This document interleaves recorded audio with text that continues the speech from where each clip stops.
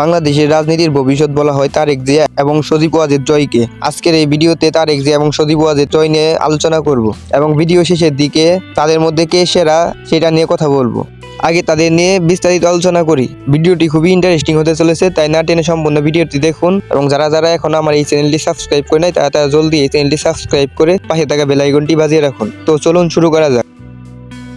প্রথমে তারেক রহমান নিয়ে আলোচনা করি। তারেক রহমানের জন্ম 1965 সালের 20 নভেম্বর। তার পিতা জিয়াউর রহমান ছিলেন বাংলাদেশের স্বাধীনতা যুদ্ধের অন্যতম সংগঠক ও সাবেক রাষ্ট্রপতি এবং মাতা বেগম খালেদা জিয়া বাংলাদেশের 3 বার নির্বাচিত প্রধানমন্ত্রী। তারেক শিক্ষা জীবনের শুরুতে BAF শাহীন কলেজ ঢাকাতে পড়াশোনা শুরু করেছিলেন। এরপর তিনি সেন্ট জোসেফ কলেজ এবং ঢাকা রেসিডেন্সিয়াল মডেল কলেজ হতে মাধ্যমিক পরীক্ষায় উত্তীর্ণ হন এবং তিনি আদমজী ক্যান্টনমেন্ট কলেজ হতে উচ্চ মাধ্যমিক পরীক্ষায় পাশ করেন।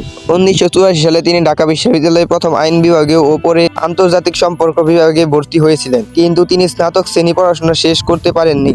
পরবর্তীতে তিনি পেশা হিসেবে ব্যবসাকে বেছে নিয়ে বস্ত্র শিল্প ও নৌ যোগাযোগ খাতে বিনিয়োগ করেন। তিনি তার পিতা জিয়াউর রহমানের প্রতিষ্ঠিত বাংলাদেশ জাতীয়তাবাদী দলের বগুড়া কমিটির সদস্য হিসেবে যোগদান করে।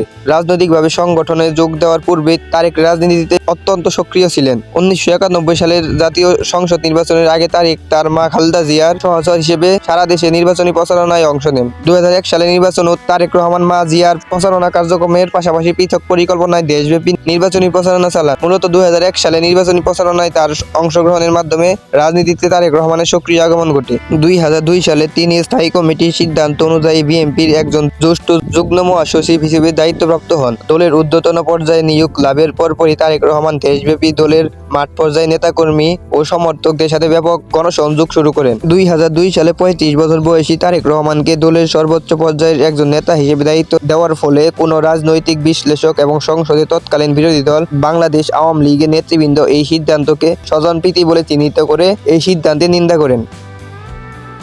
এখন আলোচনা করা যাক সজীব ওয়াজেদ জয়কে নিয়ে। জয় 27 জুলাই 1971 সালে বাংলাদেশ স্বাধীনতা যুদ্ধ চলাকালে জন্ম নেন। তার বাবা MA ওয়াজেদ মিয়া একজন খ্যাতনামা পরমাণু বিজ্ঞানী এবং মা শেখ হাসিনা বাংলাদেশের সাবেক প্রধানমন্ত্রী। তার নানা জাতির জনক বঙ্গবন্ধু শেখ মুজিবুর রহমান। 1975 সালে তার নানা শেখ মুজিবুর রহমান হত্যা হওয়ার পরে জয় মায়ের সাথে জার্মানি এবং লন্ডন হয়ে ভারতে রাজনৈতিক আশ্রয় নেন। ফলে তার শৈশব এবং কৈশোর কেটেছে ভারতে। নৈতিকালে সেন্ট জোসেফ কলেজ হতে স্নাতক করার পর যুক্তরাষ্ট্রের the university of Texas at Arlington থেকে কম্পিউটার বিজ্ঞানে স্নাতক শেষ করেন। পরবর্তীতে হার্ভার্ড বিশ্ববিদ্যালয় থেকে লোক প্রশাসন নিয়ে স্নাতকোত্তর ডিগ্রি অর্জন করেন। বর্তমানে তিনি স্থায়ীভাবে মার্কিন যুক্তরাষ্ট্রের ভার্জিনিয়ায় বাস করছেন। 2010 সালের 25 ফেব্রুয়ারি জয়কে পিতৃভূমি রংপুর জেলা আওয়ামী লীগের প্রাথমিক সদস্য পদ দেওয়া হয়।